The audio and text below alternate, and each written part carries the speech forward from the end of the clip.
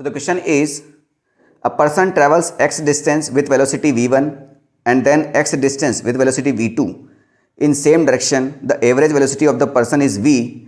Then the relation between v, v1 and v2 will be.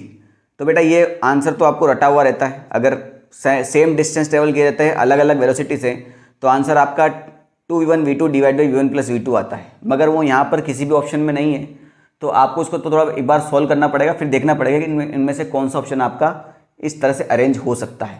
तो simple सी बात है बेटा, आपसे उसने खुद ही बोल दिया कि डिस्टेंस x है उसको v1 से कवर किया है, ये डिस्टेंस भी x है इसको v2 से कवर किया है.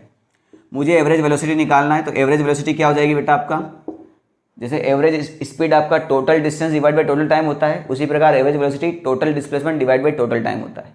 टोटल डिस्प्लेसमेंट नाम की कोई चीज़ होती नहीं है, तो सिर्फ displacement divide by total time होता है.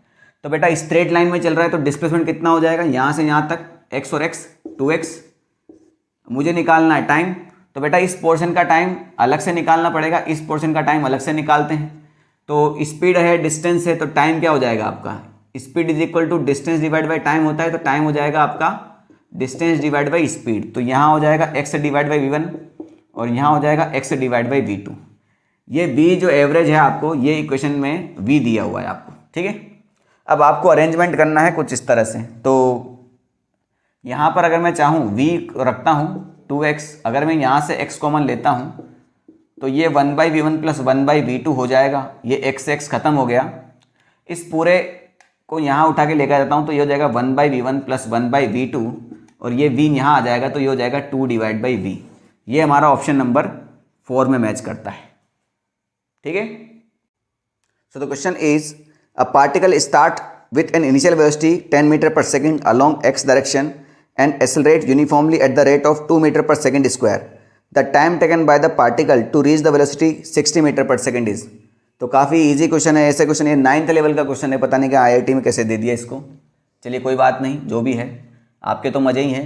इतना इजी क्वेश्चन आएगा तो कोई भी 10 सेकंड में कर देगा. तो इनिशियल वेलोसिटी इसकी 10 मीटर पर सेकंड है और इसकी फाइनल वेलोसिटी कितना है, 60 मीटर पर सेकंड है. इसके दौरान इसने एक्सेलरेशन कितने में किया भैया, 2 मीटर पर सेकंड स्क्वायर किया. तो ये वेलोसिटी गेन करने में कितना टाइम लगेगा.